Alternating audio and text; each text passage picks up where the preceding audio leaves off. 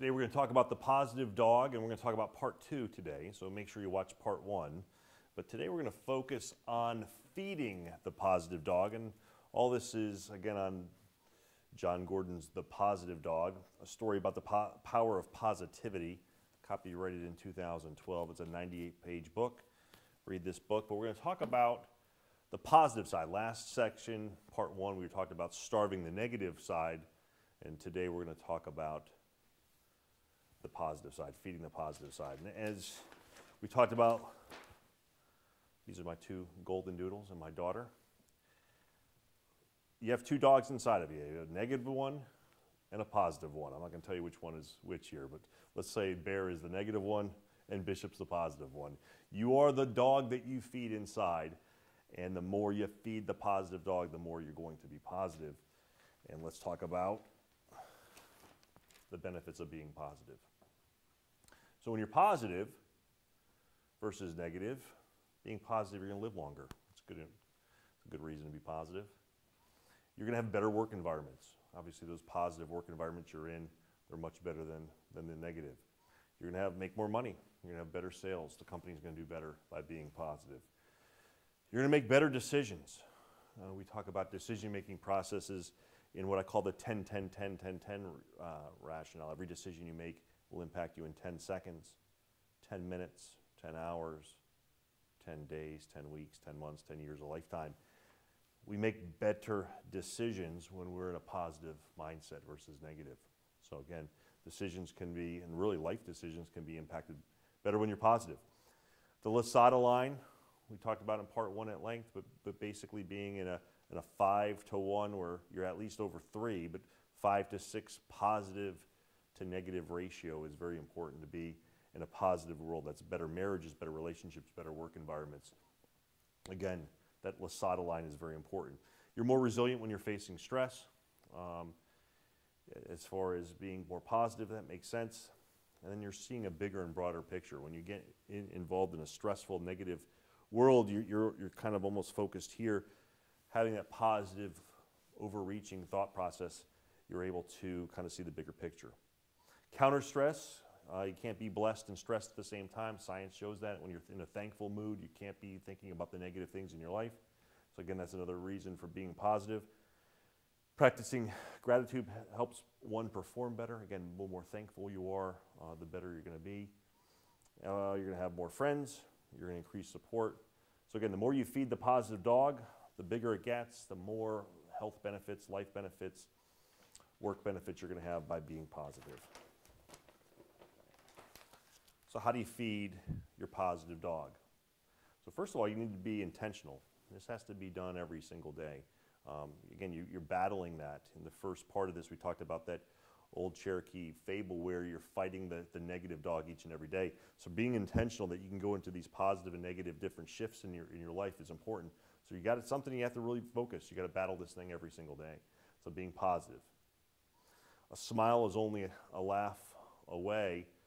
Talks about as kids, we used to laugh about 400 times a day, and as adults, we only laugh about 25. So laughing it gets those endorphins and those positive chemicals going. It's like they call it internal jogging when you're laughing. So surround yourself with funny people. Don't take yourself too serious. Watch funny things on TV or listen to funny things. But basically, you want to get into this smile, laughter type of situation. Take a thank you walk.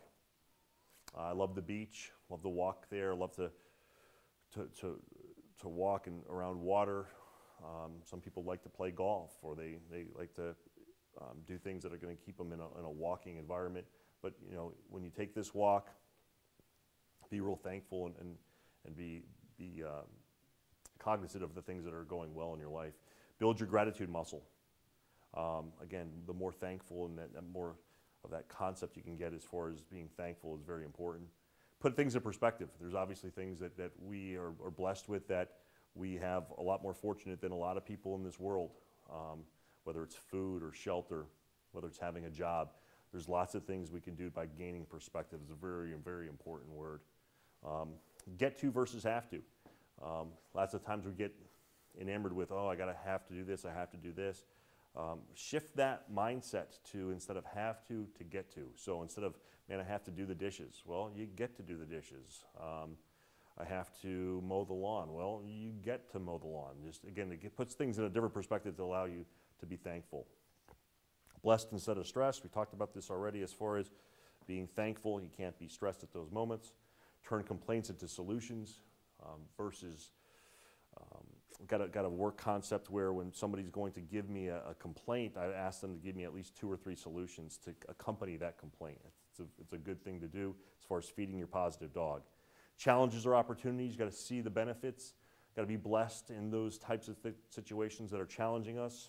Got to kind of turn those challenges into opportunities. Meditation and prayer, plenty of studies on this as far as praying every day, all the different benefits, and meditating and trying to get the mind quieted just to help you with being more positive each and every day. Positive energy is contagious. Again, who you surround yourself with. You are the average of the 5 people you hang around with, so the more people that you're around that are positive, the better. Positive boomerang, you get back through the same hole you give through. The more positive you are and the bigger hole that you're giving positivity through, you're going to receive that in the back. It's called the positive boomerang. Feeding others. Basically, again, when you're able to feed this positivity, it's going to enhance your immune system, longevity, things we talked about in the last poster here. And then encouragement. My brother is a great encourager. He's probably one of the best I know. He's always kind of telling people all the good things that are going on with them and just really trying to inspire them to be the best version of themselves. And again, that's a way to feed your positive dog, is really trying to encourage others around you. And then 2 dogs are better than 1. Again, you want to surround yourselves with more positive people. So let's take a look at just a quick 11-day action plan on how to feed the positive dog and become more positive. So day 1 talks about taking a thank you walk. And that could be anywhere. I used to live in a neighborhood where it had a dock where it was out in the water, and it was just something I did every morning. I just went down there, really meditated, spent 15, 20 minutes just to really be thankful of all the things that were going on in my life. Take a thank you walk. That's day 1. Day 2 is kind of a day of gratitude, where you kind of take an entire day and just kind of focus on being thankful. They talk about the last half hour of a day is very important for you. You can kind of replay the last 30 minutes in your brain, sometimes up to 15 to 17 times in your subconscious. So that last 30 minutes of your day could impact you at least 5 times as far as the next day goes. So sometimes writing a gratitude journal, that last 30 minutes is very important in a day of gratitude. More smiles and laughter. We talked about this already, about the importance. On day 3, you can get kind of watch funny videos. Again, get some humor in your life on day 3. Day 4 is celebrate your success of the day.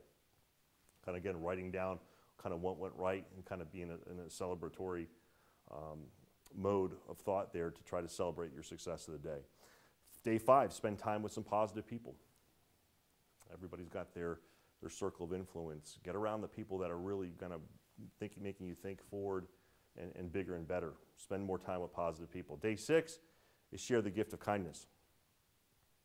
Gordon in his book talks about how it's good to do a bunch of kind things in one day versus one small kind thing in 5 or 6 consecutive days. So the impact of doing lots of kind things, whether it's donating time to a shelter or giving back to a humane society or writing some personal notes to some people that are important in your life. Again, sharing the gift of kindness on day 6. Day 7 is smell the roses. Basically, that means just getting outside. Whether it's, again, we talked about golf earlier, fishing, camping, hiking.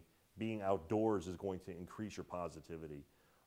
Read a book about how whether you exercise inside like in a gym or outside, the recommendation is outside because it just gets you more positivity by being in that outside environment. So smell the roses, day 7.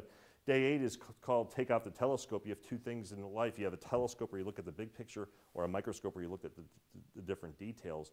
The telescopic thought process is you get really your dreams going. You really think about big picture things in your life, and the telescope is a great thing to really dream big. Day 8 is make a gratitude visit. What this means is basically visiting maybe a mentor, a teacher, somebody important in your life that you can go ahead and say, hey, thanks, I really appreciate all the things you've done to help me get to where I am today. That's called make a gratitude visit. And then lose yourself in the moment. That present time consciousness where you're really, when you're with somebody, you're really with them, is really being focused on what's going on today. We talked about this in the last video. A human, if they could take one thing a dog does, that does a lot better than humans, is dogs are always living in the present.